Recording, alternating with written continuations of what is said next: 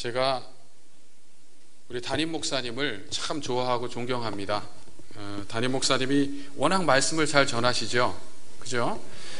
그래서 제가 사실 오늘 시차도 좀 있고 부족하지만 제가 기꺼이 강대상에 서서 말씀을 전하는 이유는 제가 말씀을 좀 잘 못 전하더라도 우리 목사님이 얼마나 귀하고 우리 목사님이 전해주시는 말씀이 얼마나 귀한지 성도들이 다음 주일부터 감사하는 마음으로 예배에 올 것 아닙니까?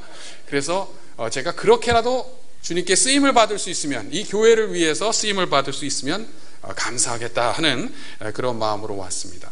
그거는 일부인데, 오늘 기도하시는 거 보니까 사회를 보시는 분이나 대표 기도를 하는 분들이나 너무 수준이 있어요. 신학자들이 하는 말이 있습니다. 성경에서 가장 신학을 잘 드러내주는 책이 어떤 책이냐? 어떤 사람은 로마서라고 이야기합니다. 어떤 사람은 요한복음이라고 얘기해요. 근데 상당수의 학자들은 시편이라고 얘기합니다. 어떻게 예배하는지 보면 그 사람이 어떤 사람인지 압니다. 제가 여기서 잠시 잘난 척하면서 신구약 중간기 배경에 대해서 한번 잠깐 말씀을 드려보겠습니다. 신구약 중간기 시대에 보면은요, 유대인들은 유일신 하나님 한 분, 오직 참되신 하나님 한 분에 대해 이야기했습니다. 근데 여러분 놀라실 거예요. 유대인들만 그렇게 한 게 아닙니다. 이방인들도 제우스한테 유일하신 제우스 한 분 이렇게 얘기했습니다. 그 시대에. 근데 차이가 뭐냐? 유대인들은 여호와 하나님께만 제사를 드렸습니다. 제우스를 믿는 이방인들은요, 유일하신 제우스 한 분 했지만 사실 그 밑에 있는 하위 신들한테도 다 제사를 드렸어요. 그래서 정말 우리가 뭐를 믿느냐는 것은 우리가 어떻게 기도하고 어떻게 찬양하는가를 보면 합니다. 말로 하는 거는 누가 못합니까? 그러나 기도하고 찬양하는 것을 보면 어떤 사람인지, 어떤 신앙 공동체인지 알 수 있습니다. 오늘 기도 인도하시는 것과 찬양하는 것을 보니까 제가 범접할 수 없는 높은 수준의 신앙 공동체예요. 그래서 거의 주일학교가 성탄절에 발표하는 느낌으로 제가 오늘 말씀을 전해야 하는 게 아닌가 싶을 정도 느낌인데, 그러나 하나님의 말씀은 어느 인간보다도 권위가 있는 말씀이거든요. 그래서 하나님 말씀 아래에 저를 내려놓고 우리 모두를 내려놓고 하나님 말씀을 같이 경청하는 그런 시간을 갖기 원합니다. 여러분은 무엇을 지금 보십니까? 지금 이 예배당 안에서 무엇을 보십니까? 저는 이 불광역, 3호선 불광역 근처에 오랜만에 와서 재래시장, 그 재래시장을 지나면서 참 많은 정취를 느꼈습니다. 전에는 부모님이나 할머니와 이런 곳에 오면은 내가 왜 이런 곳에 와야 되는가? 한국의 새마을 운동이 끝났는데 내가 왜 이런 곳에 와야 됐나 싶은데, 이제는 뉴욕이나 캘리포니아의 어떤 화려한 곳보다도 더 깊이가 있고 더 많은 정취를 느끼게 하는 그런 의미 있는 장소라는 생각이 들었습니다. 그래서 저는 오면서 재래시장을 봤습니다. 제가 아들 축구 경기에 여러 번 갔습니다. 아들이 2년 동안 유소년 축구 선수로 활동할 때 축구 경기장에 가서 열심히 응원했습니다. 근데 축구 경기를 할 때 아들이 잘하는 날도 있고 못하는 날도 있고, 아들 팀이 이기는 날보다 지는 날이 더 많았습니다. 아들 팀에 같이 운동을 하는 친구들을 보면서 저 친구는 여기 속해야 될 친구가 아닌데 다른 분야, 예술 분야에 종사해야 되는데 왜 운동장에 나와서 우리 아들까지 이렇게 힘들게 하고 있느냐, 이런 생각도 했지만, 어쨌든 제가 축구를 할 때 아들이 축구를 하는 경기에서 뭐가 보였겠습니까? 아들만 보였습니다. 골을 누가 넣든 말든 수비를 하고 있는 제 아들만 보이는 거예요. 근데 여러분은 지금 이 예배당에서 무엇을 보고 계십니까? 무엇이 여러분의 눈에 확 들어오십니까? 오늘 2장 5절, 마가복음 2장 5절 말씀에 보면 예수께서 저희의 믿음을 뭐라고요? 보시고, 다른 말로 하면 주목하시고, 예수님이 저희의 믿음을 주목하셨다. 중풍병자를 데리고 나온 그 친구, 그 친구 공동체의 믿음에 주목하셨다고 그렇게 기록하고 있습니다. 우리가 이 중풍병자를 데려온 사람들의 수에 대해서 좀 정확하게 이해할 필요가 있는데요. 일단 최소한 5명 이상입니다. 왜냐하면 본문을 잘 한번 보세요. 3절, 사람들이 한 중풍병자를 4사람에게 메워 가지고 예수께로 올세. 그러니까 중풍병자를 직접 들고 오는 사람이 몇 명입니까? 4명. 그죠? 근데 여기 보면 사람들이 했어요. 사람들이. 그러니까 중풍병자를 들고 오는 4명 외에도 사람들이 더 있었다라는 얘기죠. 예. 뭐 5명, 6명은 최소고 아마 20명 정도 되는 사람일 수도 있습니다. 어쨌든 이 많은 사람들이 중풍병자를 예수님께 데려올 때 예수님께서 그들의 믿음에 주목하셨다. 그들의 믿음에 주목하셨다. 이렇게 기록되어 있는데 도대체 어떤 믿음이길래 예수님이 주목하시는가? 어떤 믿음이기에 예수님이 그들의 믿음에 주목하시는가? 오늘 거기에 좀 초점을 두고 교사 여러분들과 또 성도님들과 주님이 주시는 은혜를 나누기 원합니다.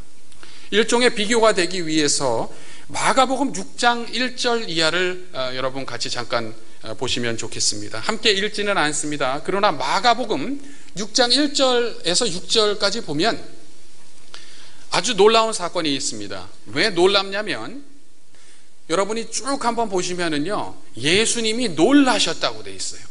예수님이 거기서 뭐 때문에 놀랐냐면 고향 사람들이 예수님에 대해서 불신하는 것에 대해서, 예수님을 믿지 않는 것에 대해 놀라셨다. 이렇게 기록되어 있습니다. 이 기록이 왜 놀랍냐면요, 실제로 마가복음에서 놀란다는 표현이 나올 때 항상 예수님이 다른 사람을 놀라게 하는 겁니다. 오늘 우리가 읽었던 본문에서 12절까지 가서 보면 예수님이 행하신 일을 보고 저희가 하나님께 영광을 돌리면서 놀라서 가로되 이런 일은 우리가 도무지 보지 못했다, 이렇게 선언을 합니다. 예수님은 이처럼 항상 다른 사람을 놀라게 하는 분인데, 근데 6장 1절 이하에서 고향을 방문하신 사건에 보면 예수님이 사람들의 불신앙 때문에 오히려 놀라셨다. 예수님이 불신앙 때문에 놀라셨다.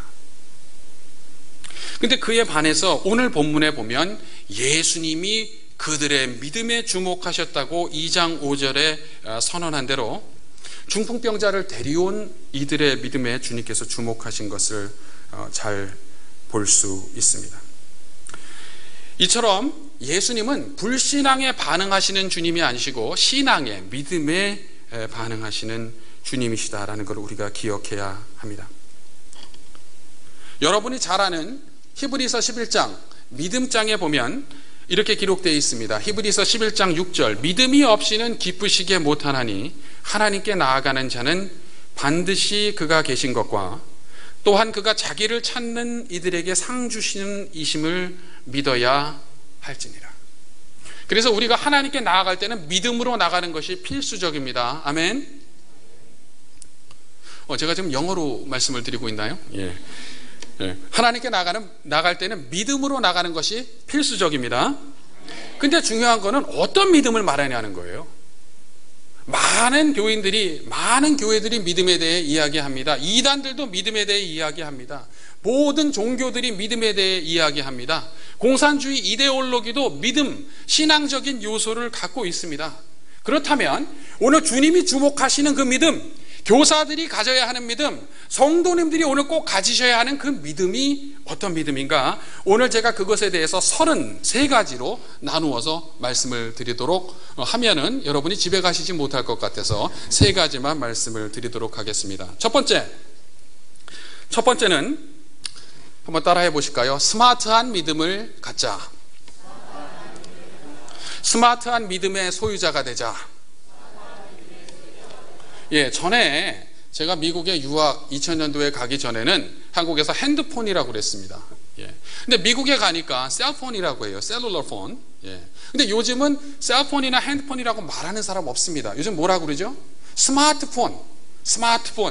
제가 스마트폰 여기 가져왔습니다. 근데 미국 사람들도 이 스마트라는 단어를 굉장히 좋아합니다. 그래서 심지어 법정 소송을 할 때도 I'm gonna sue smart, I'm gonna be sued smart. 내가 법정 소송에 휘말리더라도 나는 현명하고 지혜롭게 들어갈 거지 내가 맹하게 당하지는 않을 거다. 이런 이야기를 심지어 크리스찬들도 하는 것을 제가 들어본 적이 있습니다. 스마트한 거를 우리가 다 좋아하는데 어떤 게 그럼 스마트한 믿음인가?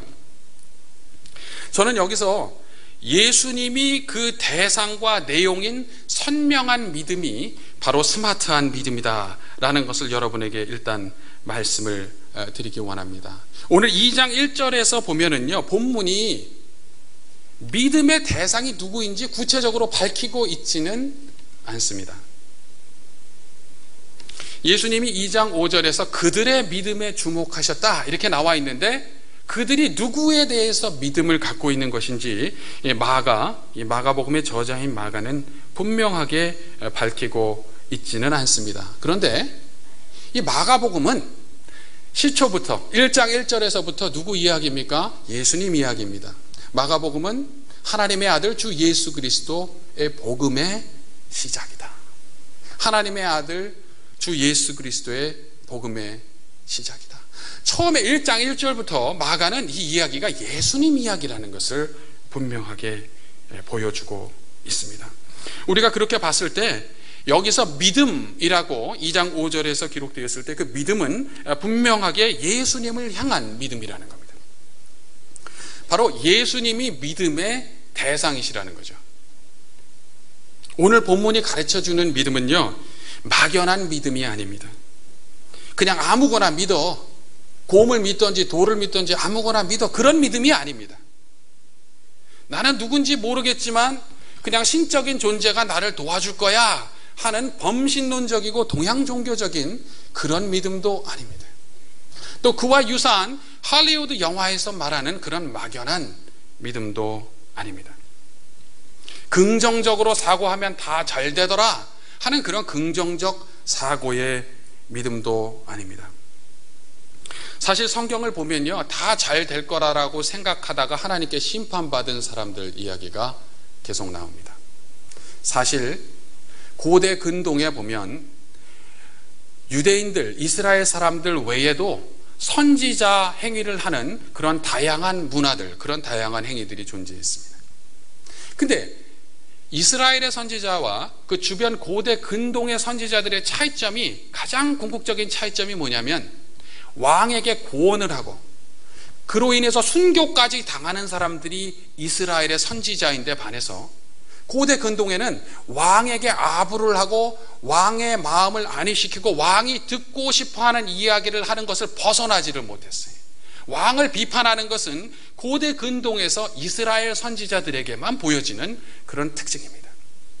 그래서 실제로 아시는 대로 이사야 선지자를 비롯한 많은 선지자들이 왕이 듣기 싫어하는 얘기, 왕이 봤을 때는 긍정적인 것이 아니라 너무나 부정적인 얘기를 하다가 처형을 당했습니다.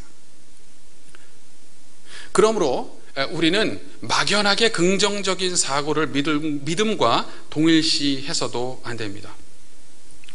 최근에 들어서는 긍정적인 사고 운동이 미국의 수정교회의 담임 목사였던 로버트 슐러, 한국말로 로버트 슐러 목사님에 의해서 시작됐는데, 여러분 안타깝게도 지금 수정교회는 부도가 나서 교회가 없어졌습니다. 만약에 긍정적으로 잘 될 거야, 다 잘 될 거야 해서 잘 됐으면 수정교회가 더 수정교회가 돼야죠. 근데 이제는 무수정교회가 됐습니다. 어디 갔는지도 알아볼 수 없는 그런 안타까운 현실에 직면하게 된 것입니다. 예수 믿으면 무조건 잘 된다, 그걸 그냥 믿어라 라고 하는 것은 성경이 가르치는 신학은 아닙니다. 예수님 믿으면 잘 되는 건 맞습니다. 그러나 하나님의 관점에서 잘 되는 거지 내가 원하는 방식대로 잘 되는 것은 아니다 라는 것을 우리가 잘 기억해야 하겠습니다. 오늘 본문은 다시 한번 믿음의 대상과 내용이, 믿음의 동력이, 믿음의 컨텐트가 예수님이다 라는 것을 분명히 보여줍니다. 예수님이 우리의 믿음의 대상이고 내용이다. 마가복음은 예수님 이야기다. 우리가 이렇게 이야기했을 때 이것을 예수님이 십자가에서 이루신 대속의 사역과 구분하여 생각할 수 없습니다. 실제로 마가는 오늘 2장 5절에서 다음과 같이 기록합니다. 예수님께서 말씀하십니다. 소자야, 내 죄 사함을 받아내리라. 오늘 지금 주님께서 베푸신 이 놀라운 이 기적의 사건은 근본적으로 죄 사함, 즉 예수님께서 십자가에서 이루신 그 대속의 사역과 떼어서 생각할 수 없다는 것입니다. 또 마가복음 10장 45절 또 14장 24절을 보면 예수님의 십자가 죽음을 통한 이 대속의 은총이 얼마나 중요한지, 얼마나 본질적이고 궁극적인지 잘 알 수 있습니다. 제가 10장 45절을 봉독합니다. 마가복음 10장 45절. 인자에 온 것은 섬김을 받으려 함이 아니라 도리어 섬기려 하고 자기 목숨을 많은 사람의 대속물로 주려 함이니라. 예수님이 오신 목적은 우리를 위해서 대속물로 자기를 주기 위해서 오신 것이다. 14장 24절 성만찬을 제정하시는 그 장면, 구약의 유월절 사건을 예수님이 자기 중심으로 다시 재편하시는 그 사건에서 다음과 같이 선언하십니다. 가라사대 이것은 많은 사람을 위하여 흘리는 바 나의 피 곧 언약의 피니라. 예수님의 제자였던 사도 바울 역시 예수님의 십자가가 갖고 있는 그 중요성에 대해 너무나 강조합니다. 잘 아시는 대로 고린도전서 1장 2절에서 사도 바울은 다음과 같이 선언합니다. 내가 너희 중에서 예수 그리스도와 그의 십자가에 못 박히신 것 외에는 아무것도 알지 않기로 작정하였습니다. 갈라디아서 6장 14절 그러나 내게는 우리 주 예수 그리스도의 십자가 외에 결코 자랑할 것이 없으니 그리스도로 말미암아 세상이 나를 대하여 십자가에 못 박히고 내가 또한 세상을 대하여 그러하니라. 사실 신약 성경은 예수님이 우리 신앙의 중심이고 예수님의 십자가 죽음이 우리 신앙의 핵심임을 끊임없이 거듭하여 강조합니다. 저는 그저 몇 개 예를 든 것에 불과합니다. 그러므로 여러분 오늘 기억해야 합니다. 예수님이 2장 5절에서 주목하신 그 믿음은요, 선명한 믿음입니다. 스마트한 믿음입니다. 바로 예수님이 그 믿음의 대상과 내용인 그런 믿음입니다. 막연하게 종교성을 갖고 하나님께 접근해 보려고 하든지 긍정적으로 생각하면 잘 될 거다라는 그런 막연한 무책임한 행동들이 아니라는 겁니다. 그러므로 여러분 한번 생각해 보십시오. 여러분이 갖고 있는 열심이 그저 종교적인 열심에 그치고 있는 것은 아닌가? 바리새인들이 가졌던 그런 율법적인 열심에 그치고 있는 것은 아닌가? 로버트 슐러가 이야기한 긍정적인 사고에 그치고 있는 것은 아닌가? 한국인의 심성과 종교성에 머물러 있는 것은 아닌가?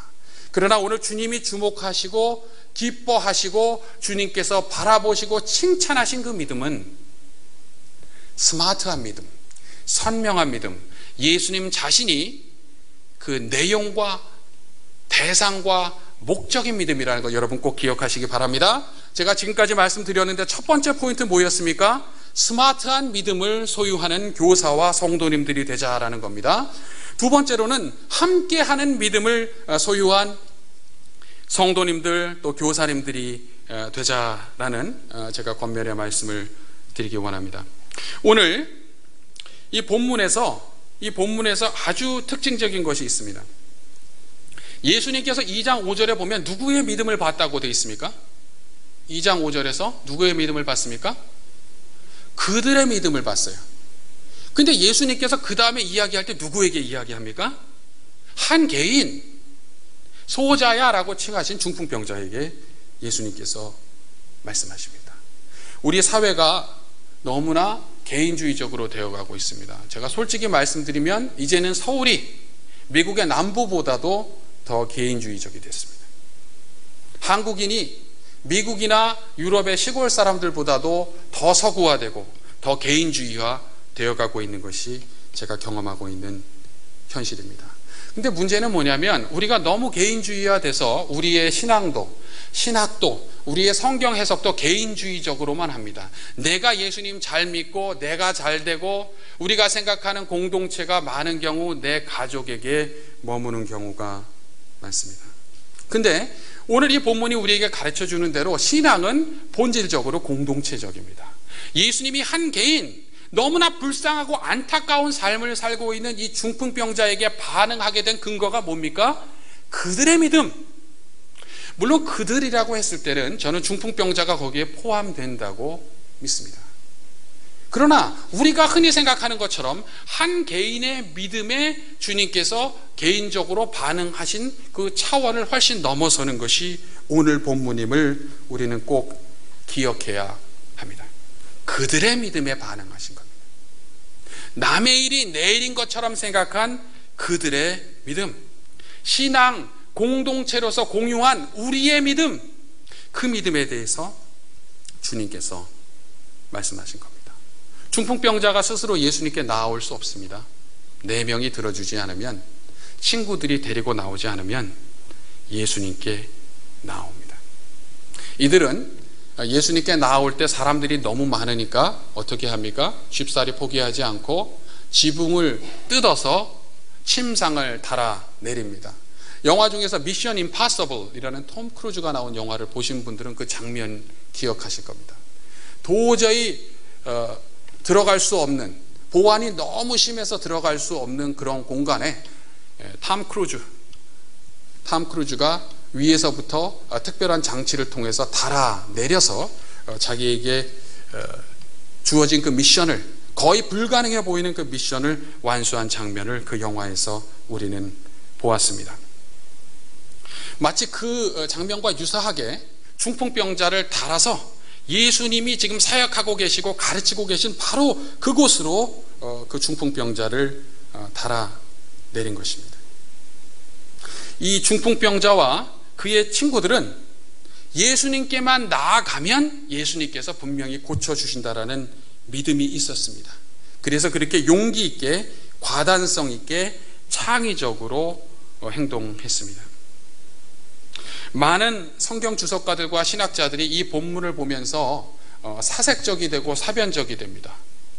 아니, 그들의 믿음에 대해서 예수님이 반응하실 때 한 개인에게 초점을 두시면서 반응하셨다. 그러면 우리가 말한 대로 우리 자신이 예수님께 믿고 반응하는 것에 대해서 우리가 어떻게 생각을 해야 되는 건가? 다른 사람의 믿음에 대해서 예수님이 반응하셔서 그래서 이 중풍병자 개인을 도와줬다는 말인가? 물론 이에 대해서는 추가적인 주석적인 신학적인 논의를 할 수 있지만 저는 그런 질문 자체가 우리 신앙이 갖고 있는 공동체성을 망각했기 때문에 하는 질문이라고 생각합니다. 주님께서 가장 중요한 계명이 무엇인가 질문을 받으셨을 때 먼저 마음과 뜻과 정성을 다하여 여호와 네 하나님을 사랑하라는 신명기 6장 4절에서 5절 말씀을 인용하시고 그 다음에 레위기 19장 18절 말씀을 인용하시면서 네 이웃을 내 몸과 같이 사랑하라. 한마디로 신앙 공동체는 우리의 공동체지 나의 공동체가 되어서는 안 된다라는 것을 말씀해 주신 겁니다. 우리가 서구의 영향을 너무 심하게 잘못 받아서 개인주의가 팽배하다 보니까 성경에 대해서도 신앙에 대해서도 신학에 대해서도 공동체적인 것을 잃어버리고 개인주의화된 안타까운 측면이 많이 있습니다. 그래도 하나님의 은혜로 하나님의 일반 은총으로 우리가 가장 공동체적인 삶을 실현하고 있는 분들을 주변에서 간혹 봅니다. 누구죠? 어머니들이에요. 어머니들.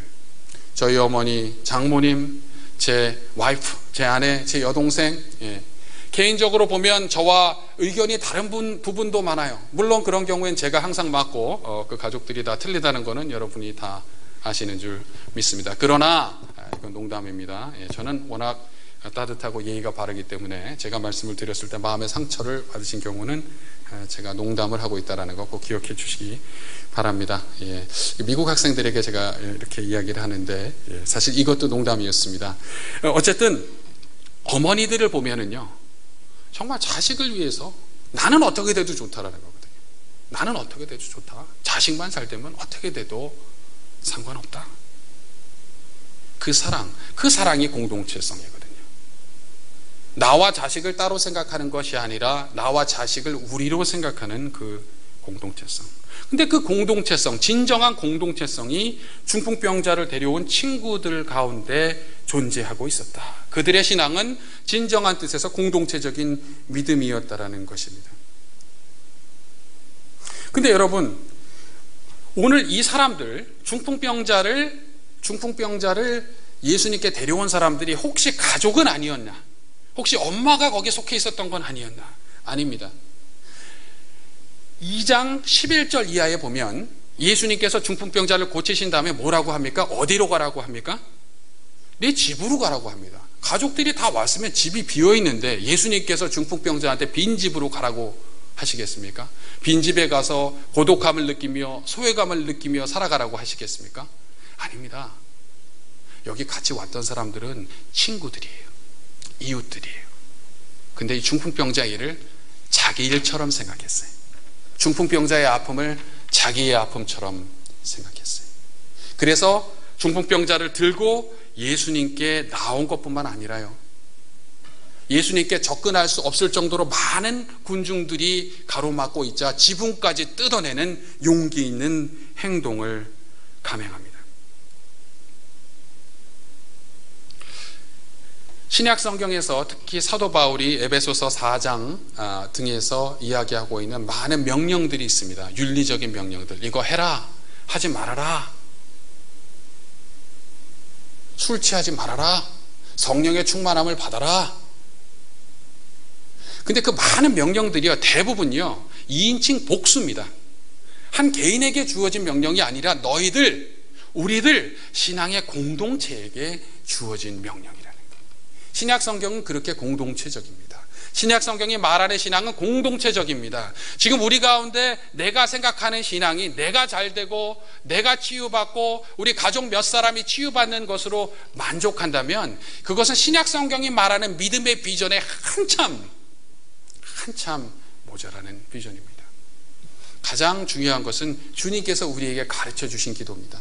어떻게 기도하라고 하셨어요? 너희는 이와 같이 기도하라. 하늘에 계신 우리 아버지, 하늘에 계신 우리 아버지입니다.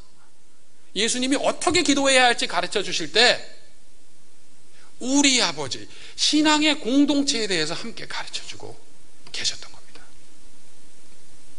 그러므로 우리는 기도할 때 나만을 생각하고 내 주변에 있는 가족 몇 사람을 생각해서는 곤란하겠습니다. 우리는 신앙 공동체, 우리를 생각해야 합니다. 가족이 아니었지만 중풍병자를 예수님께 데려나오고 그를 위해서 지붕까지 뜯어내고 필요하다면 지붕 뜯어낸 것에 대한 비용까지 감당하고자 했던 이 친구들, 그 친구들의 믿음을 기억해야 합니다. 저는 교사님들이 우리 학생들에게 이런 친구들이 되어줘야 한다고 믿습니다. 저는 또한 우리 성도님들이 서로에게 이런 친구들이 되어줘야 한다고 믿습니다. 여러분의 중풍병자는 누굽니까? 여러분이 침상에 실어 예수님께로 데려오는 그 사람은 누굽니까?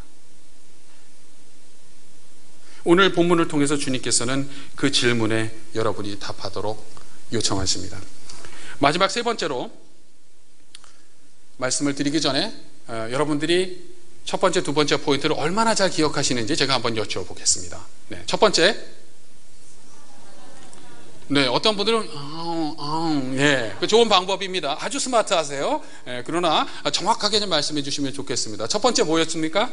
스마트한 믿음을 갖자. 어떤 게 스마트한 거예요? IQ가 높고 학력이 높고 유학을 하고 그런 게 스마트한 겁니까? 돈을 잘 벌고 그게 스마트한 겁니까? 아닙니다. 스마트한 믿음은 예수님이 내용과 목적과 대상인 그 선명한 믿음이 스마트한 믿음이다. 그것이 바로 중풍병자를 데려온 친구들의 믿음이었다.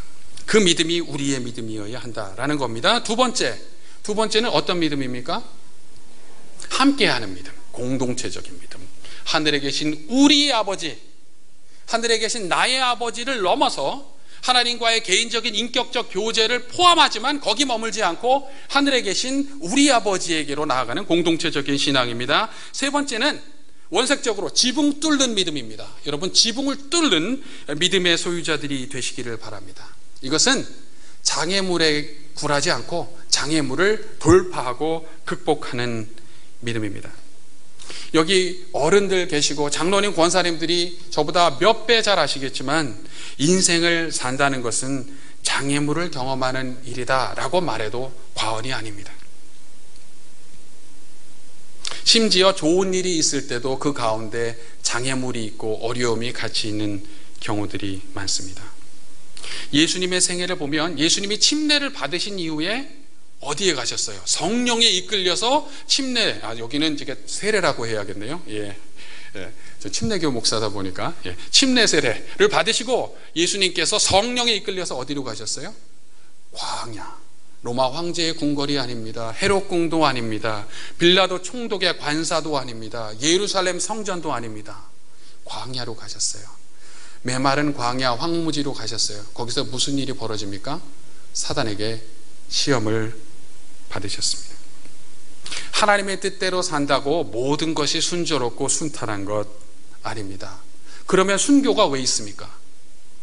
하나님의 뜻대로 살다가 모든 것을 다 잃어버릴 수도 있습니다.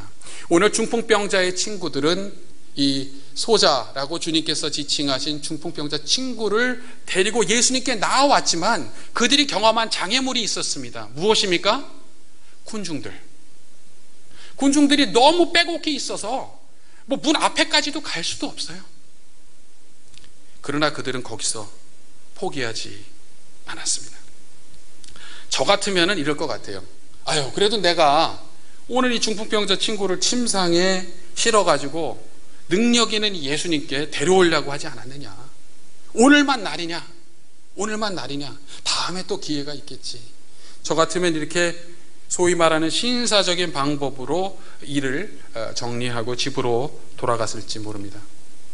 근데 오늘 주님이 칭찬하신 이 믿음의 소유자들은요, 거기서 굴하지 않았습니다. 지붕을 뚫었습니다.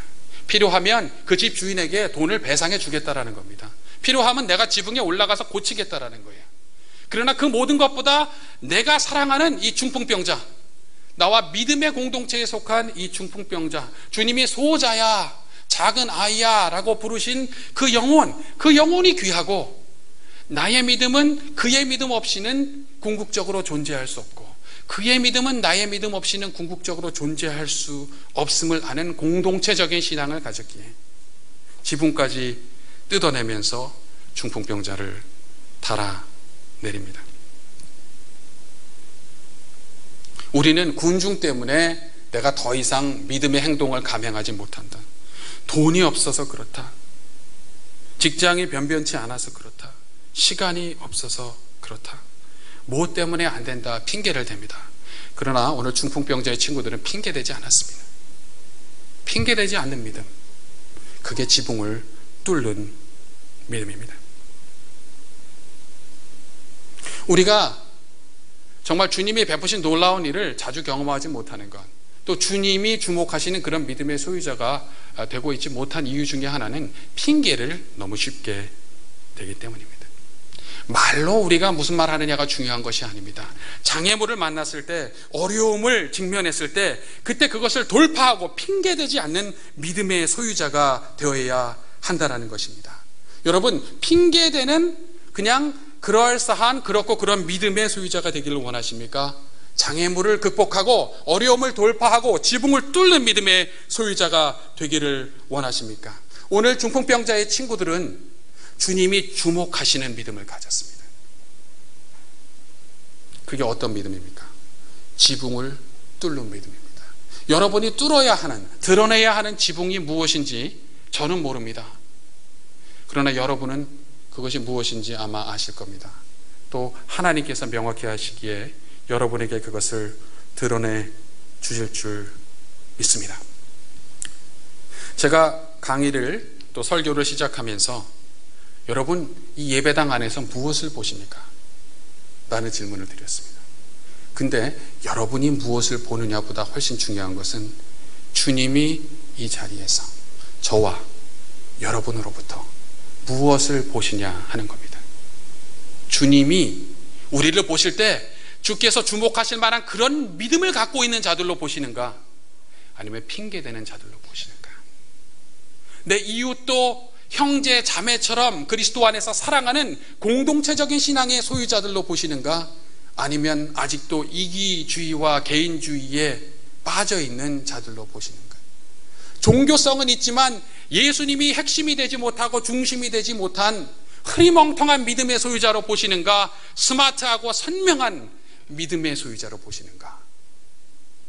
저는 그들의 믿음, 주님이 칭찬하신 그 믿음이 바로 여러분의 믿음, 그리고 이 부족한 종의 믿음이 되기를 원합니다.